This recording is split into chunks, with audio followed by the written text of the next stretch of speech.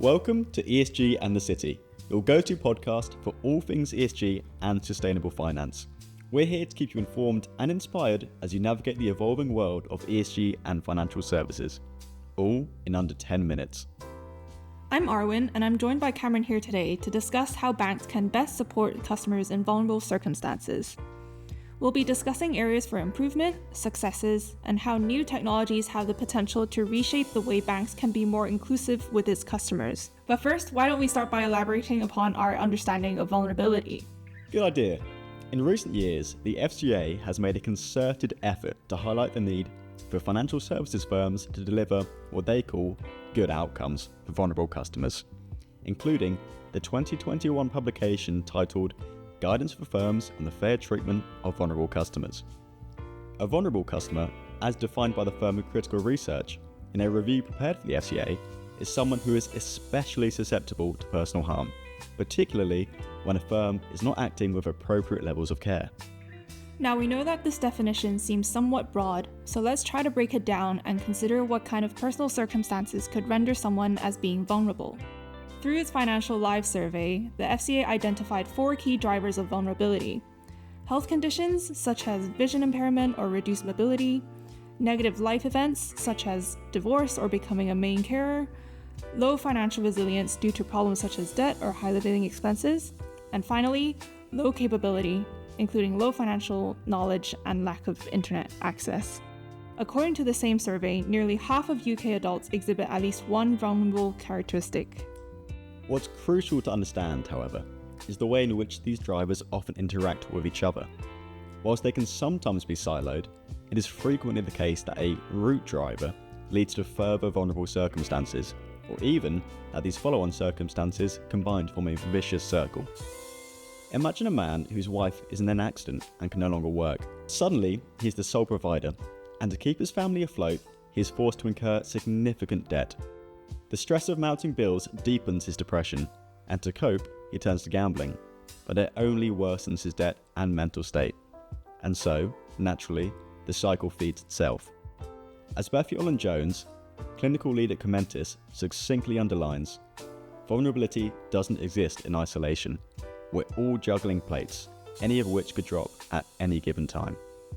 You may now be wondering, what does a lack of good outcome, or in other words, harm, look like in relation to a vulnerable customer's use of financial services? Well, there are plenty of possible harms, such as difficulty accessing services, being turned down for products they need, or even being offered a service which may inadvertently put them in greater financial difficulty. A clear example of harm, and one which is commonly encountered, is that of inappropriate provisions for those less digitally savvy, such as the elderly population who'd be most likely to struggle with using online payment services. This risk of harm is particularly exacerbated by the fact that 6,214 physical bank branches were closed down in the last 10 years. That's a rate of 53 closures per month, and presents a real problem for those with low technological capability. And there is little doubt that vulnerable customers are experiencing worse outcomes. Critical Research's survey found that a much greater proportion of those with multiple characteristics of vulnerability reported no positive experiences when engaging with financial services than those without such characteristics.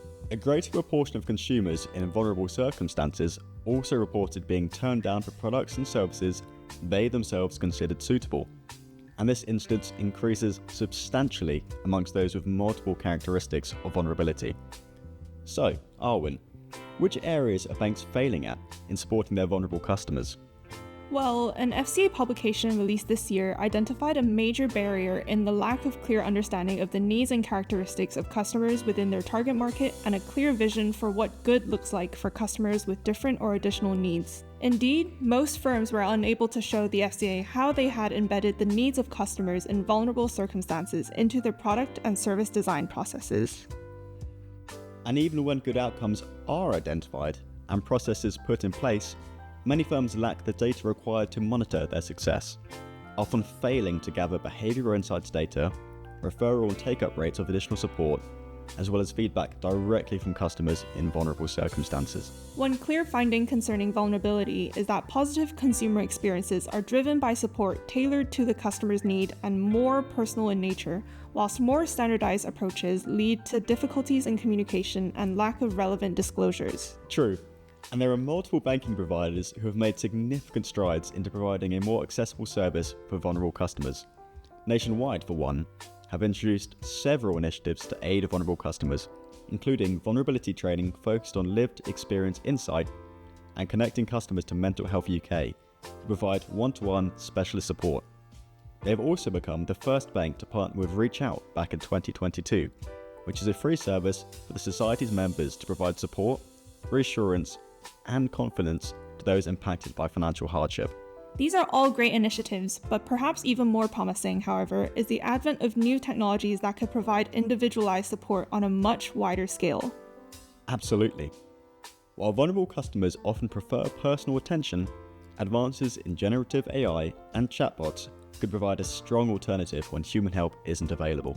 And these AI tools have the potential to do much more. Joe Bevan-Taylor of NTT Data UK and Ireland has highlighted that in the past, banks could only look at 5% of their customer base in terms of patterns of behaviour, whereas now they can efficiently carry out complex analysis of customer bases using technologies like large language models and conversational AI. And, according to Nabi Omidvar, Associate Professor at Leeds University, psychometrics could help financial firms take a more proactive approach to supporting vulnerable customers.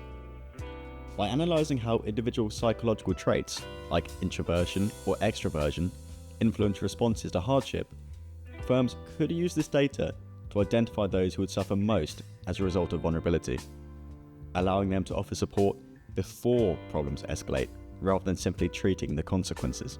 Unfortunately, that is all we have time for today, but it's clear that whilst many banks have a lot of work to do to better support their vulnerable customers, there are enough examples of good practice and potentially transformative technologies to produce a sense of optimism. As always, we want to hear from you, our viewers, so have a think. What initiatives would you want your bank to introduce to better support its vulnerable customers? Thanks for listening to ESG and the City. If you found today's episode engaging, be sure to like, share, and hit that subscribe button wherever you get your podcasts.